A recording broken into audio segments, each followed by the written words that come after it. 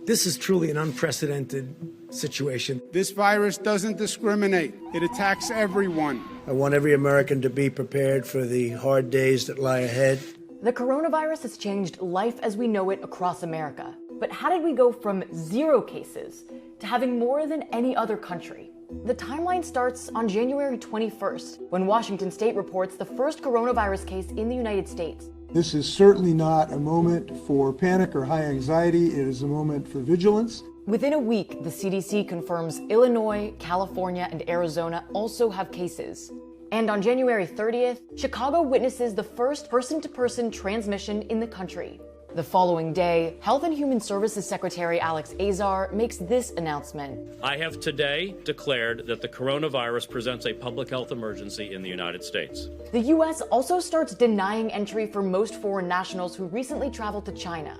By February 17th, confirmed coronavirus cases in the U.S. increased to 15. 1 week later, the stock market begins to drop, and the CDC reports a case in California with no known travel history. This particular case could be the first possible instance of community transmission of COVID-19 in the United States. Meanwhile, President Trump says this at a press conference. It's going to disappear. One day it's like a miracle. It will disappear. The next day, Washington reports the first coronavirus-related death in the country. They become the first state to issue a state of emergency. Several states follow as we enter the month of March. A public health emergency. A declaration of emergency. State of emergency. The Senate also passes an $8.3 billion emergency spending bill. And by March 8th, confirmed U.S. coronavirus cases reach the 500 mark. The World Health Organization then declares this 3 days later. COVID-19 can be characterized as a pandemic. Meanwhile, several colleges take their classes online, and sports leagues start suspending seasons. Then, a major announcement from President Trump. We will be suspending all travel from Europe. That ended up not applying to U.S. citizens, but many Americans still scrambled to get home. Then, this happens at the Rose Garden. I am officially declaring a national emergency. And on March 13th, Louisiana becomes the first of several states to postpone their presidential primary. At this point, over 30 states issue school closures, and people start panic buying in stores. It was quite crowded, and we had to wait outside for about 20 minutes before they let us in. Jumping to March 16th, scientists in Washington launch the first human trial for a potential vaccine, and the White House recommends people avoid bars, restaurants, and groups of 10 or more. Then, the Bay Area tells residents to stay home, barring essential needs. It's the first major U.S. city to enact a measure like this. And at this point, the coronavirus hits all 50 states.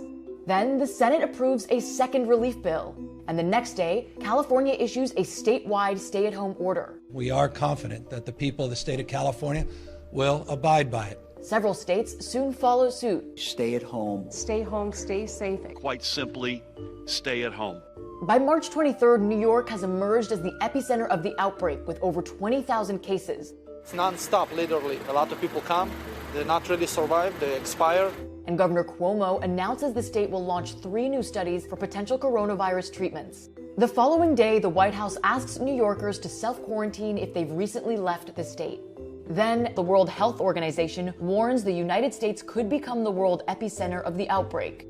Meanwhile, American coronavirus cases surpass that of China, and on March 27th, Congress signs off on another relief bill.